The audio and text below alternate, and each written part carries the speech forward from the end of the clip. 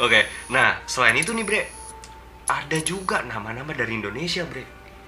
Indonesia? Iya. Gua tahu. Siapa? Ahmad Dhani. Bangsa. Yang agenda utamanya nih yang memang udah dirancangan oleh si Grand what itu? Grandmaster. Grandmaster ya, yang udah di rencanain oleh Grandmaster yang tertinggi lah mungkin di pusatnya itu. Mungkin belum sampai di bawah-bawah yang betul, udah tersebut. betul. Kan emang maksudnya di Freemasonry sendiri kan memang menjunjung tinggi paham liberalisme kan. Oke. Ya kan, paham kekanan-kananan kan. Yes. Gitu. Jadi ya sebenarnya sama aja. Ideologi yang mereka mau sebarkan ke dunia tuh liberal, demokrasi, Illuminati yang lebih jahat lagi gitu. I see. Gitu. Jadi Freemason sendiri tuh terbagi dua sampai saat ini. Terbagi dua sebenarnya. Jadi ada yang ikut modernisasi, ada yang tetap stay di ancient itu ya. Karena mereka keturunan dari Knights of Templar tadi. Betul.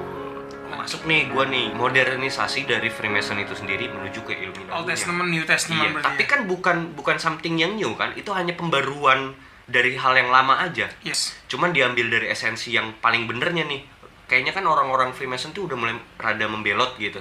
Nah dibuat lagi nih yang Illuminati yang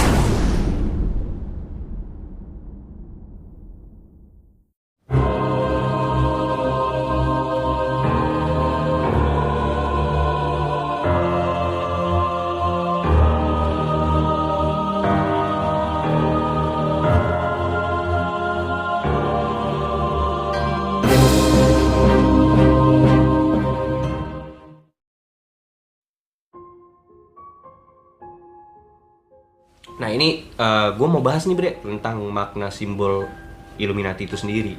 Simbol mata satu. Yes betul. Nah ini kan kita tahu ya segitiga sama lambang mata satu ya. Yes. Nah jadi ini kalau menurut simbologi, kalau dipelajari dalam ilmu simbologi tuh mata satu atau all seeing eye yang artinya mata sang maha melihat, itu artinya diterjemahkan secara harafiah itu mata yang selalu mengawasi gerak-gerik manusia, pekerjaan manusia dan segala yang dilakukan manusia. Nah, menurut beberapa teolog mistik, all seeing eye ini mengacu kepada The Watchers. Oh, sih. Iya, jadi kayak kan mereka kan gunanya buat apa? Nge-watch kan? Melihat kan? Melihat manusia kan, apa yang dikerjakan manusia kan? Jadi kayak mereka tuh ini interpretasi dari matanya The Watchers gitu. Oke. Tapi ada interpretasi lain tuh banyak yang nyebutin kan kayak itu mata ketiga gitu kan. Ya, Dajjal. mata ketiga. Itu kan. Mata ketiga. Atau mungkin kalau lebih dimodernisasi lagi ya kalau yang gue lihat adalah it's like a satellite. It's like a Google gitu. Iya. You can watch everyone Iya. from everywhere. Yes. Gitu nah, mungkin beberapa referensi yang bisa diambil kayak Lord of the Ring tuh Sauron. Yes. Kayak gitu kurang lebih. Iya kan? Iya. Jadi kayak itu mata tuh bisa watch di manapun lu berada gitu bakal kelihatan gitu loh sebenarnya. Dan itu udah mulai ada sih ya, itu yang tadi gue bilang Google. Iya anjing, kenapa Iya, harus Google tuh simbolnya lu lihat deh. Kenapa harus kayak gitu sih bangsat? Mata gitu ya. Iya gitu loh maksud gua. Berarti kan dia watching you every time gitu, even when you sleep. Bangsat gitu. Iya parah gitu. Kalau kita runutin modern lagi ya itu udah sebenarnya udah terjadi. Ya, nah buat yang nggak tahu The Watchers, malaikat yang terjatuh. Lu bisa dengerin di Kitab podcast kita yang di Kitab Henok. Dengerin dulu biar lu tahu ya. Nah, makanya kenapa arti nama Illuminati sendiri adalah berarti yang tercerahkan, orang-orang yang tercerahkan, orang-orang yang enlightened. Oke. Enlightenment di situ kan.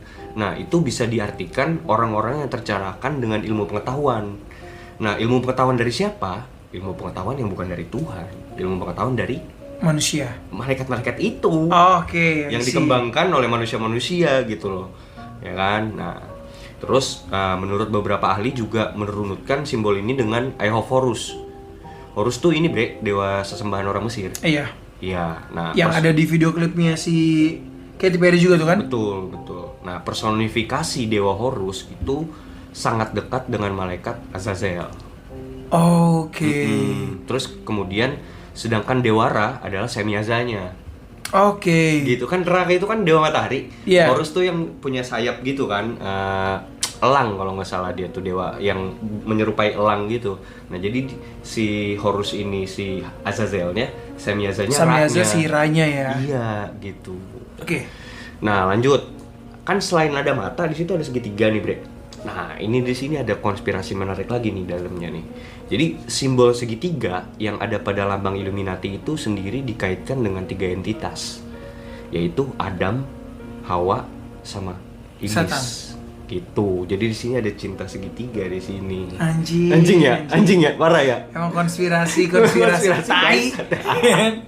Konspirasi Gila. Dengerin nih, bakal main blowing banget loh, parah nih. Jadi bahwa kejahatan atau evil atau dosa itu sendiri lahir dari 3 entitas itu sendiri. Gitu. Filosofinya adalah itu. Dalam ajaran satanisme pun dan ilmu sihir witchcraft, bahwa pengikut-pengikutnya itu percaya kalau Hawa bukan hanya tergoda dengan ajakan si ular, tapi melainkan melakukan hubungan badan dengan si ular atau si iblis itu. Gitu. Dari situlah makanya muncul keinginan Hawa untuk mempengaruhi si Adam.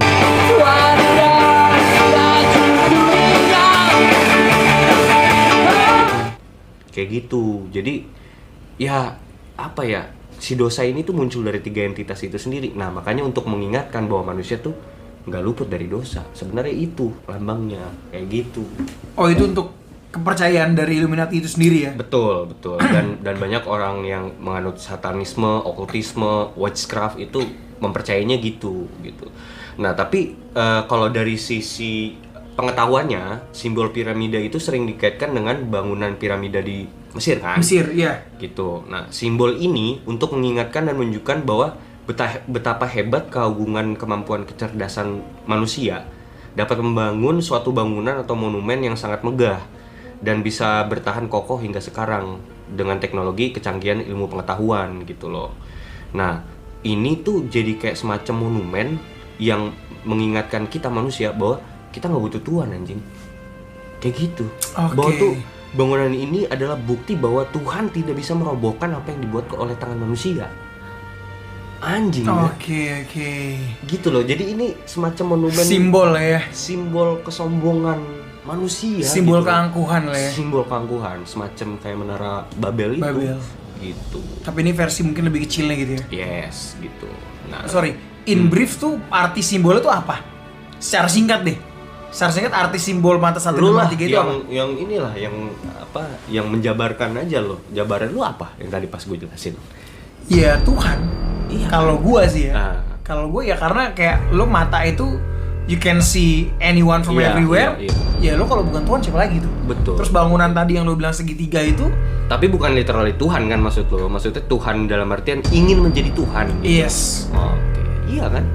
Pada dasarnya emang arahnya ke sana, Bre, gitu loh. Oke, iya.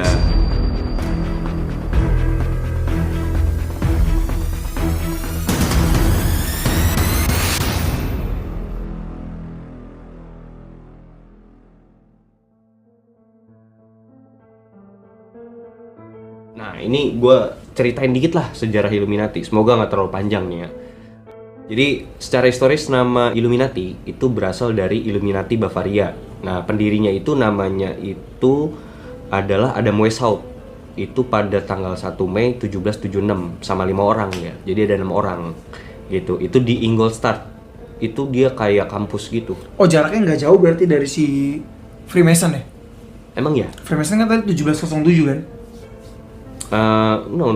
1707 itu enggak maksudnya yang penyebarannya.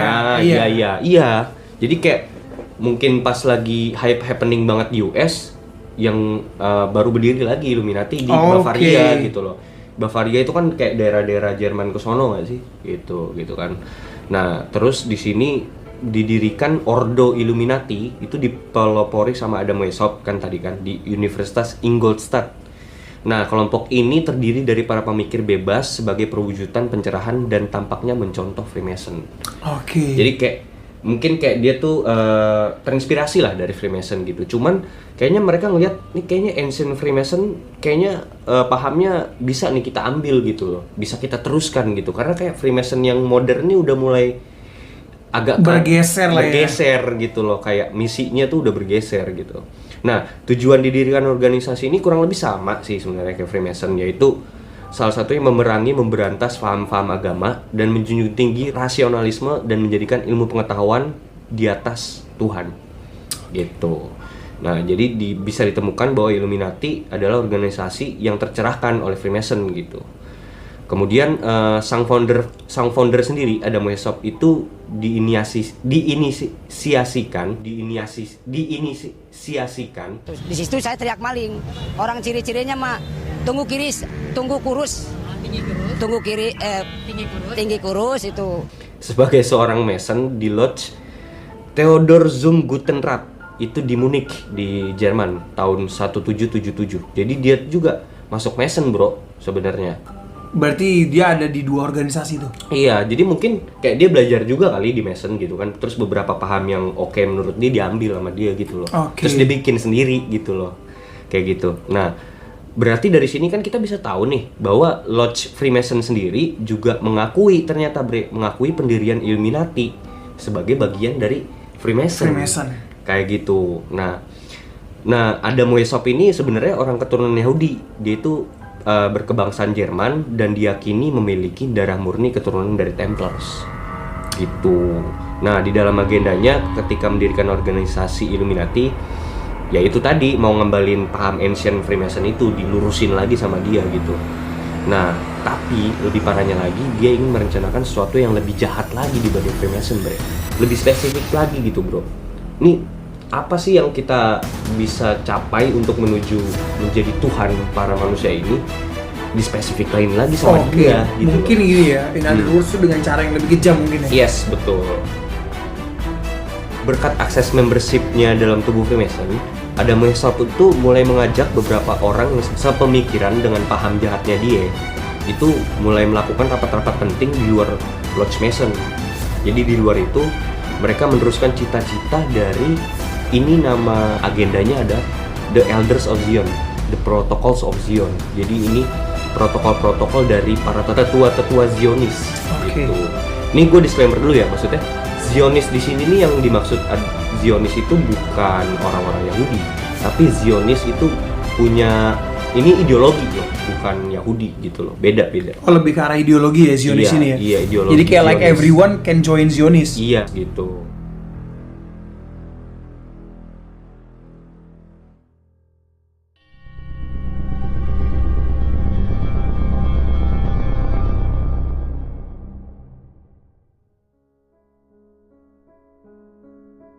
Semenjak kehadiran Illuminati di dunia, ideologi antar anggota Freemason di seluruh dunia tuh mulai terpecah, bre.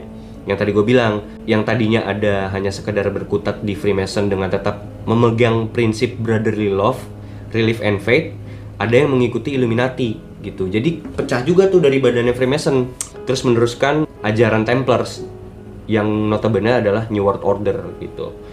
Nah, kemudian Freemason yang mengkonvert dirinya menjadi seorang Illuminati secara diam-diam berjuang mewujudkan New World Order. Mereka itu berusaha melawan meruntuhkan gereja dan semua keyakinan yang ada di dunia karena dianggap sebagai musuh utama dari sang father. Fathernya siapa, Bre? Satan. Atau Lucifer atau everything yang lu kenal lah gitu. Intinya mereka tuh manggil entitas itu father gitu. Father of understanding. Sama lah kayak kita memanggil Tuhan itu father gitu ya. Mereka tuh kayak copycat aja, cuman yang versi membelotnya sebenarnya kayak gitu loh. Nah, terus di situ juga ada 13 garis keturunan yang paling penting bagi Illuminati, Bre. The Great 13 Illuminati Bloodlines. Salah satunya John Jacob Astor. Ini gue sebutin semua aja deh. Theodore Robert Bundy, Collins Family, DuPont, keluarga kerajaan Denmark, Freeman Family, Morgan Freeman, Bre. Anjing. Kennedy Family, Li Ka-shing, ini yang kalau di Chinese, Aristoteles Onassis, John D.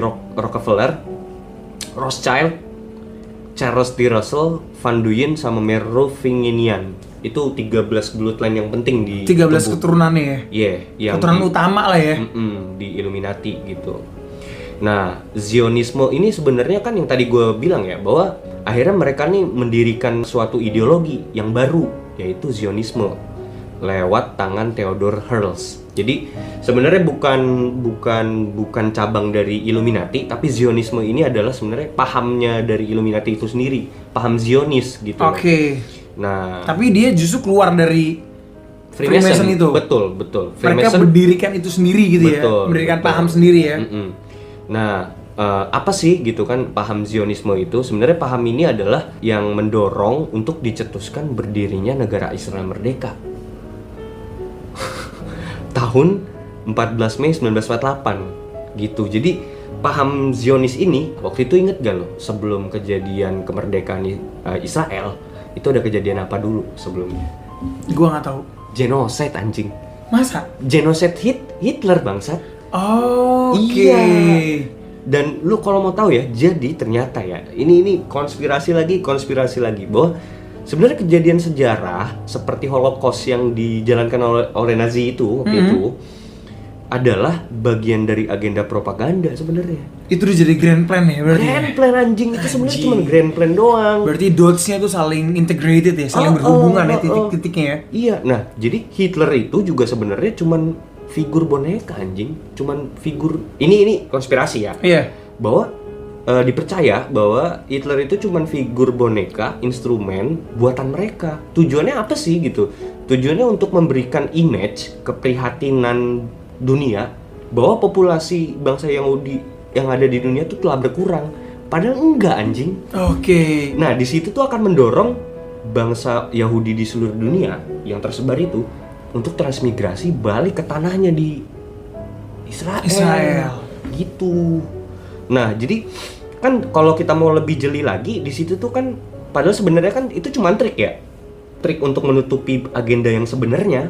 Nah, ini nih salah satu kutipan dari laman kompas.com yang ditulis sama Ervan Handoko. Nah, ini kutipan dari dia ya, bahwa hal ini membuat sejumlah organisasi Yahudi mencoba melakukan imigrasi ilegal. Setidaknya 100.000 orang Yahudi menggunakan 120 kapal dalam 142 pelayaran mencoba menyelundup ke Palestina. Jadi yang tadinya nyebar balik semua tuh ke tanah Israel itu dengan apa tuh ada propaganda si Hitler yang lakukan itu kan. I mean, George Galloway, John McTernan quoted you actually earlier. I mean, you had said Nazism and Zionism were two sides of the same coin. Well, they actually did mint a coin to use in the program, the Havara program, to ship Jews out of Germany. Here's the point. But do you think that some people might take offense to that? No, Zionism and Nazism, for a brief period of time, cooperated to get Jews out of Germany because both of them believed that Jews should not be in Germany. The Zionists believed they should be in Palestine for one set of reasons. Zionists were not Nazis and the Nazis were not Zionists. And actually, if you look at the transcript, Livingston never said that they were. He said that they cooperated together, and they did. That's a matter of historical fact. He said Hitler supported. You don't actually need to bring the historian from America. You could bring many historians from Israel. This is not a secret. It's only a secret to those now waking up to it. They were cooperating because they had the same idea that the European Jews should not be in Europe, they should be in Palestine. Nah, lanjut pada artikel itu, akhir 1940-an kebijakan Nazi atas bangsa Yahudi adalah mendeportasi mereka dari Eropa ke tempat lain, belum sampai pada taraf memusnahkan sebenarnya gitu. Untuk mengeluarkan bangsa Yahudi dari Eropa, Nazi Jerman menyewa 3 kapal di Romania, yaitu Atlantik, Pasifik, dan Milos. Secara total mengangkut 3.600 orang Yahudi balik ke tanahnya gitu loh. Nah, hal ini mesti dilakukan oleh mereka untuk terwujudnya pembentukan State of Israel sebagai bentuk usaha mereka dalam mewujudkan suatu negara dengan sistem New World Order yang berdaulat sesuai yang diperintahkan dalam Protokol of Zion. Oke. Nah, ini lagi-lagi gue disclaimer lagi, hal yang perlu diketahui di sini adalah Judaisme itu kan paham Yahudi. Sama Zionisme beda nih. Karena Judaisme itu kan kepercayaan agama Yahudi, Zionisme ini ideologi. Oke. Beda ya? Beda. Bahwa karena sebenarnya orang-orang Judaisme sendiri, orang-orang Yahudi, rabi-rabi pemuka agama Yahudi juga sebenarnya menentang Zionisme gitu. Gue disclaimer mulu anjing. Pokoknya itu intinya gitu deh gitu. Nah, Illuminati itu mendesain ideologi Zionisme ini sebagai alat untuk menebar fitnah, kebencian antara sesama umat beragama. Mereka mengadu domba, menghasut, bahkan mendanai demi tujuan yang licik. Zionisme hadir sebagai pihak keempat dan merupakan dalang dari pertikaian antar tiga agama samawi dari zaman dulu sampai sekarang, dan akan terus mengadu domba negara-negara untuk berperang yang tidak berkesudahan hingga akhir zaman. Supaya apa? Memang sejatinya itulah yang mereka agendakan dan cita-citakan. Nah, itulah terbentuk suatu agenda di dalam Protocols of Zion itu adalah tujuan dari Novus Ordo Seclorum, yaitu New World Order. Gitu, Bre. Ada yang perlu lu ini dulu nggak? Iya, parah sih. Nah, ini kita semakin deket nih kepada Grand Master Plan-nya sendiri. Master Plan-nya sendiri, tujuan akhirnya. Ini kita semakin deket nih, gitu. Oke. Kalau menurut gue pribadi sih terkait Hitler tadi gitu ya. Gue cuma mau komen sedikit, maksudnya kalau terkait Hitler tadi, menurut gue pembantaian itu benar terjadi sih. Jadi Hitler itu bener-bener membantai Yahudi, itu genocide, menurut gue itu terjadi gitu loh. Tapi memang it's the part of the plan ya. Mungkin it's the part of the plan untuk apa? Untuk memang ngebuat citranya si Nazi ini jadi jelek. Gitu loh. Karena gini ya, balik lagi gue sangat percaya bahwa sejarah itu milik pemenang. Karena pada saat itu yang menang bukan Hitler, yang menang pihak sekutu gitu ya. Atau yang notabene adalah Freemason atau apapun itu. That's why dibuat seakan-akan Hitler tuh jahat banget gitu loh. Mungkin memang bener dia jahat, tapi kan jahat untuk kalangan tertentu gitu loh. Iya kan? Padahal sebenarnya kalau di negaranya sendiri dia pahlawan. Ketika itu ya. Gitu. Ya untuk bangsa murni Jerman, ya mungkin dia pahlawan gitu loh. Tapi ya balik lagi, sejarah itu milik pemenang. Jadi terserah pemenang lah, lu mau nuliskan apa gitu.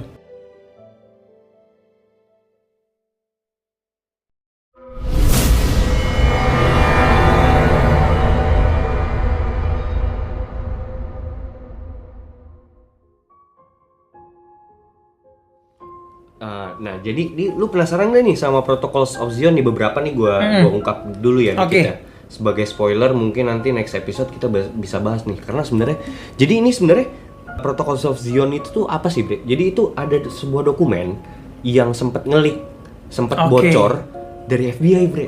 Parah nggak anjing? Jadi ini konspirasi. Jadi ini adalah dokumen yang tadinya classified sama FBI.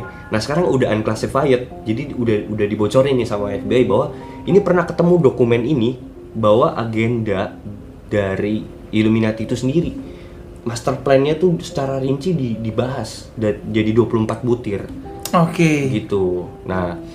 Nah, ini nih misteri di balik Protocols of Zion nih gue ungkap sedikit ya. Ini banyak penganut dari teori konspirasi itu percaya Protocols of Elders of Zion ini adalah hasil pertemuan pada pertengahan abad ke-18 di kota Praha, Cekoslovakia, antara anggota-anggota kumpulan penganut aliran kabalistik rabbinik misterius itu merancang suatu persekongkolan Yahudi lewat gerakan utama mereka, yaitu Zionisme, Nazisme, dan Komunisme. Nah, buku protokol ini berisi langkah-langkah yang telah ditetapkan oleh para hakom. Hakom itu tetua orang Yahudi lah zaman dulu gitu, cendekiawan Yahudi. Isinya catatan notulen pembicaraan yang dilakukan di dalam setiap rapat mereka, serta berisikan 24 bagian protokol atau ayat yang mencakup rencana politik, ekonomi, keuangan, manipulasi media press, kesehatan, dan pendidikan dengan tujuan menghancurkan setiap bangsa dan pemerintahan non-Yahudi serta menyiapkan jalan bagi kebangkitan The False Messiah atau Antichrist. Nah, itu mereka percayanya Antichrist tuh kayak profetnya mereka.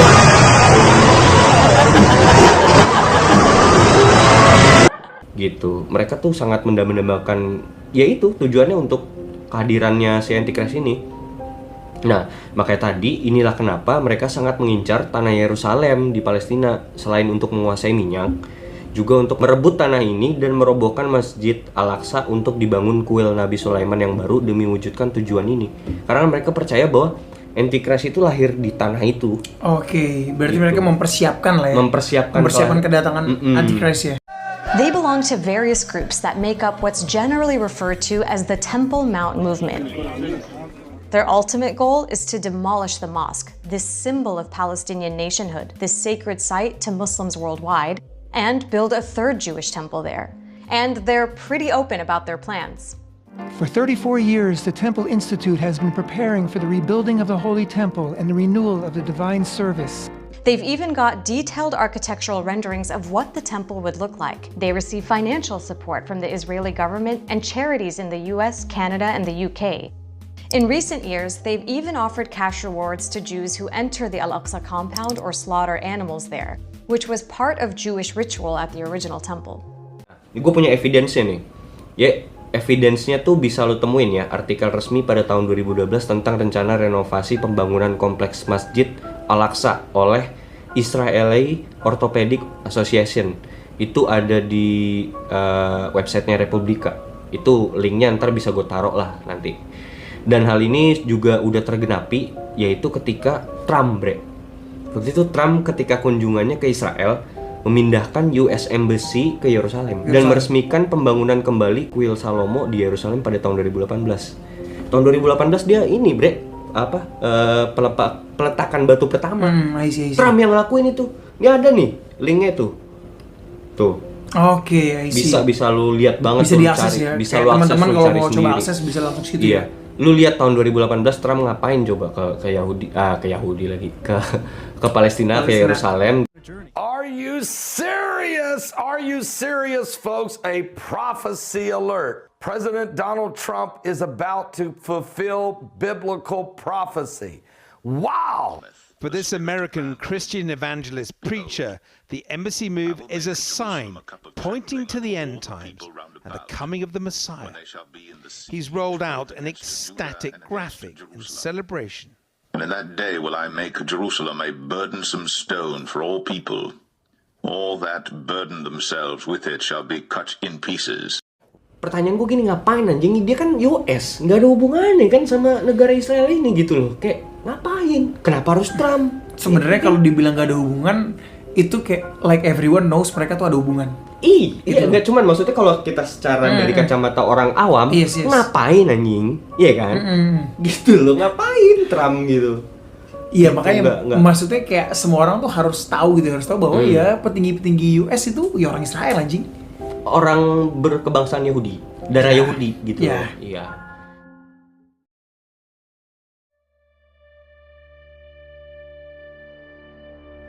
Nah, jadi seorang Mason waktu itu pernah ngebocorin hal ini ke suatu majalah. Majalahnya namanya New Age. Dia bilang di sini, dia nulis ini ya artikelnya. Ini gue cuman mengutip aja ya. Nah, maksud Tuhan adalah untuk menggabungkan semua ras, agama, dan kredo atau iman. Rencana ini didedikasikan untuk menciptakan sebuah tatanan baru bagi segala sesuatu, untuk membuat sebuah bangsa yang baru, ras yang baru, peradaban yang baru, dan agama yang baru. Yaitu agama yang tidak sektarian dan yang telah lama ada, yang sering disebut cahaya besar atau the great light. Melihat ke belakang, maka kita dapat melihat tangan yang membimbing manusia bekerja untuk menciptakan sebuah tatanan yang baru atau Novus Ordo Seclorum. Nah, Novus Ordo Seclorum sendiri itu bisa lo temuin di mana coba? Lo pernah nggak denger kata-kata itu? Pernah kalau itu. Di mana? Ya itu bahasa Latin. Yes. Paling mudah tuh ditemukan di $1, Uang kertas $1 ada gitu. Itu tulisannya tuh ada Novus Ordo Seclorum. Itu bener-bener ada tulisannya. Anjing beneran ada, New World Order itu literally artinya, Oh, artinya New World Order. Lah, Novus Ordo Seclorum tuh New World Order artinya. Oh, I see. Gitu anjing gitu. Nah yang diyakini yang naruh di situ tulisan Novus Ordo Seclorum itu Franklin Roosevelt yang naruh. Gitu. Menaruh kalimat itu di dalamnya. Nah, secara beliau itu adalah seorang Mason gitu dengan grade level 33 gitu. Nah, uang kertas $1 ini menurut gua ya adalah salah satu bukti otentik bahwa paham Freemason atau Illuminati sendiri memang mengontrol flow uang di perekonomian Amerika dan dunia. Dan dunia ya. Yes, gitu. Nah, kemudian nih, seperti yang kita tahu, agenda Illuminati itu mengontrol dan menguasai dunia.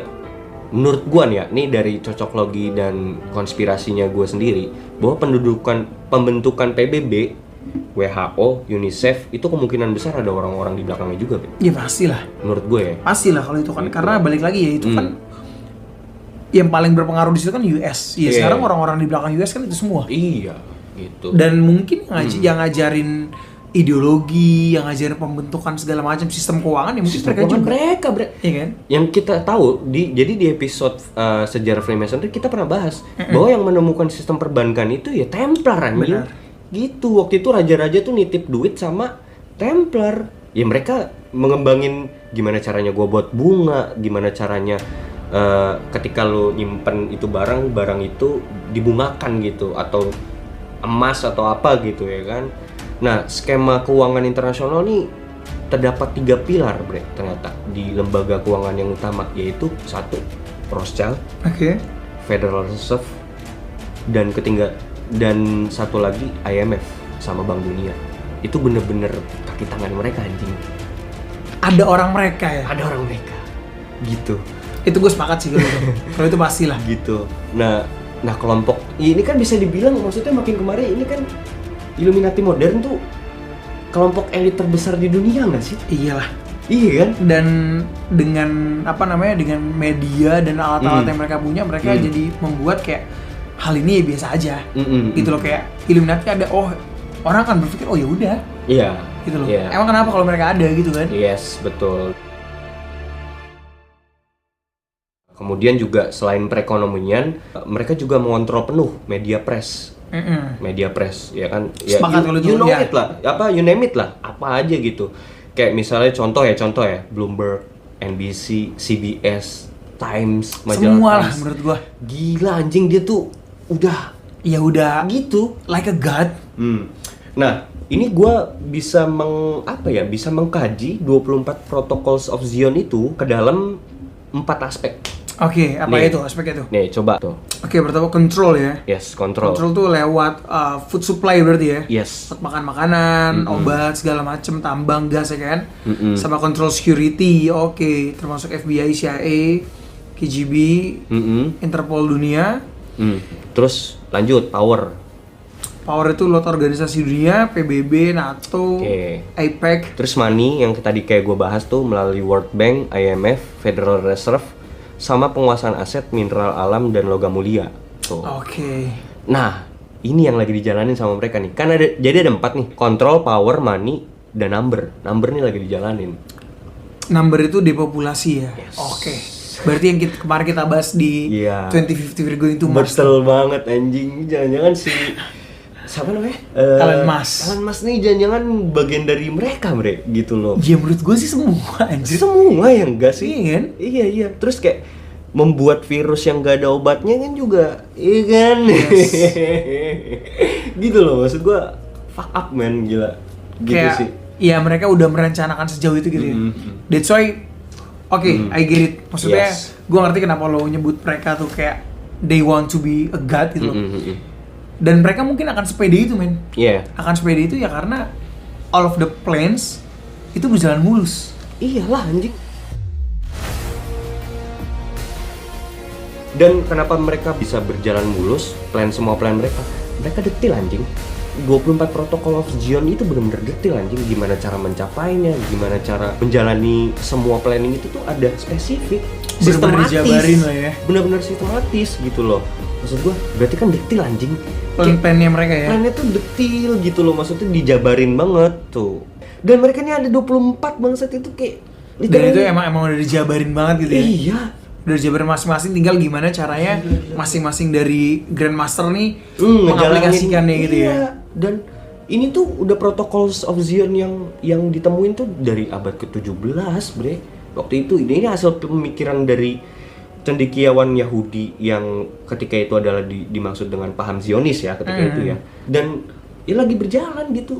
Bangsat sih, fuck up sih, bre. Gitu. Gua speechless anjing kayak berarti gitu. Mungkin nih setelah kita ngebahas nih bahwa ya at the end of the day they want to be like God and it happens gitu loh. Maksudnya lo semua bisa ngeliat dari evidence yang udah kita jabarin, ya memang ke arah sana. Ini tuh kayak Bible-nya mereka nggak sih? Kayak ini tuh udah agenda kerja mereka aja gitu loh. Kayak udah emang kita tuh ngejalanin ini aja, menghidupi Protocol of Zion ini. Itu udah work plan dan working instruction-nya lah ya. Iya, bener, kayak working plan-nya mereka gitu tuh udah kayak sih buku pegangannya sehari-hari gitu. Mungkin kalau misalnya lo jadi orang Illuminati lo disuruh ngapalin kali gitu 24 butir ya kan?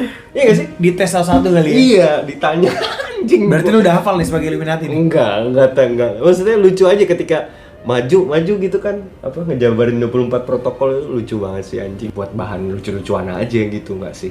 Ya terlepas dari itu benar atau salahnya kita kembalikan lagi ke teman-teman lah. Gitu. Karena kita bukan mencoba untuk mempengaruhi, kita di sini ngebahas dari dua sisi lah. Betul, kita nggak bilang itu benar atau salah, tapi lebih kepada konspirasi aja. Yes. Judulnya konspirasi ngopi, judulnya kan.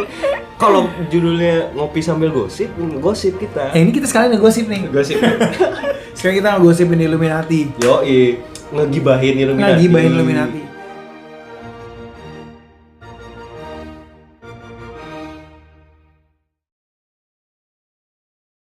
Oke, oh ya gue juga mau nyampain Bre, buat teman-teman yang udah subscribe kita ya, buat udah dengerin kita selama ini, gue lihat juga di analytics oke banget gitu ya, hampir setiap malam ada aja Bre. Yes, pendengarnya ya. Thank you banget buat teman-teman yang udah setia gitu. Ajak teman-teman yang lain lah buat dengerin juga. Khususnya buat yang udah dengerin sampai habis. Gue say thank you lah buat teman-teman yang udah dengerin bareng-bareng sama kita yang. Lo orangnya asik banget. Bangsa. Gitu. Nah, ajak teman-teman lo yang lain gue buat dengerin dan udahlah gue say thanks aja lah buat kalian semua gitu. Konspirasi kopi? Seruput lo kopinya.